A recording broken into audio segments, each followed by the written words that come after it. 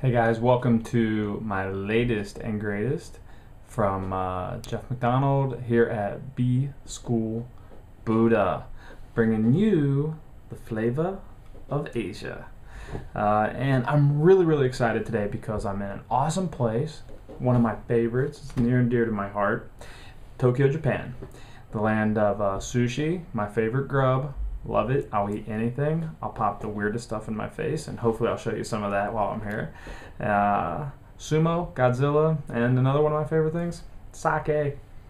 Sake bombs. So we'll be drinking some of those, I'm sure. I'm going to be here all week, and like I say, I'm really excited about being in Japan. My first overseas living experience was in Japan. I lived in a little town called Hidakatashi, and I went to Kansai Gaidai University. I did a semester overseas. So Japan's one of those places that really has had an influence on me. And I think it's really had an influence on the world as well, with its manufacturing, with what is delivered to people as far as quality products. And I'm going to talk about that with you guys. That's what I'm going to bring you from Japan. We're going to talk about a couple things, right, over the next couple of days. I'm going to bring you some flavor of the Kaizen. Kaizen, right, means constant improvement. It's something that is embedded in the Japanese culture. These guys are just constantly refining products, continuous improvement, making things better, always tweaking. And through that Kaizen, I'm going to share with you guys some stuff from here about how the Japanese are really making huge strides in innovation. It's a kooky, wacky, zany place, and they innovate everything from the heated toilet seat that's in the hotel room, which I'll show you later, which is sweet. I love one. I'm going to bring one home with me, I'm sure. All the way through to vending machines and the most mundane things. These guys really strive for perfection and constant improvement, quality.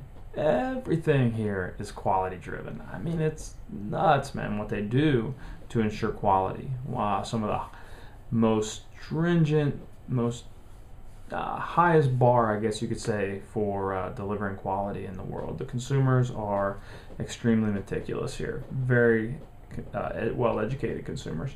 And so it's innovation, it's commitment to quality, and also a little bit about the culture, right? It's a unique culture, very homogeneous, man. They have virtually no immigration here. It's been kind of somewhat of a closed society, so that's in some ways really hurt Japanese. They've been the awesome, thriving economy for the last 20, 30, 40 years. Second largest economy behind the U.S. in the world. And in some ways, because they've been so Japan-centric in their way they live and their culture, they've been hurt a little bit because the Asian growth that's happening in the market, they really have isolated themselves. They don't speak English as well as they do and say even in China already. The Chinese have just zoomed ahead of them as far as becoming international citizens. You can still go to tons of restaurants in Tokyo and no English menu. Now, hey, look, I'm in their country. I get it. I should be speaking their language, but again, the English is the international language of business. Thank goodness. Lucky me. But anyway, so there's some things that have really hurt the Japan economy, and they're really going to have to make some really challenging decisions and changes moving forward. But anyway, love the place. Love Japan, and I think you're going to love it too. So hopefully I can give you a little window into the lives of the Japanese. And the best way to do that is also to start with a view from my hotel room. I'm on the 14th floor. I'm in a place called Nihonbashi.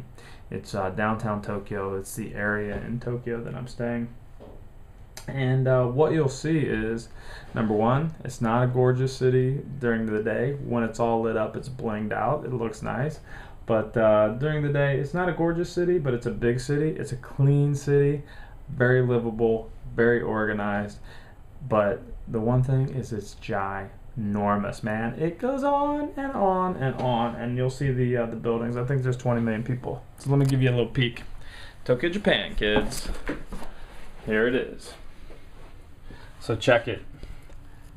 Buildings and buildings and buildings as far as the eye can see. Okay. Now some of these, because I'm on the 14th story, some of these don't look that tall, but I mean every one of these buildings, 5, 6, 7, 8 stories, you know, and then a lot of them are even taller than that, taller than my building. But as you can see, I'm going to zoom a bit, try to go slow so it doesn't flip out.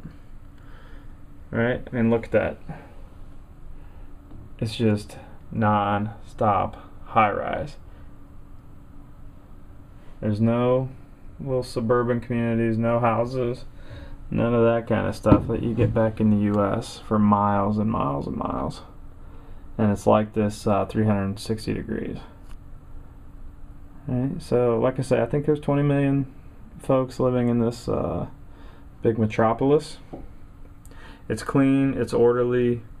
The Japanese are super, super humble people, and they're also extremely, extremely respectful of their fellow citizens. You're not going to see a lot of graffiti here because people say that that's disrespectful for the rest of the Japanese. Okay. So anyway, as they say here, I'm outie.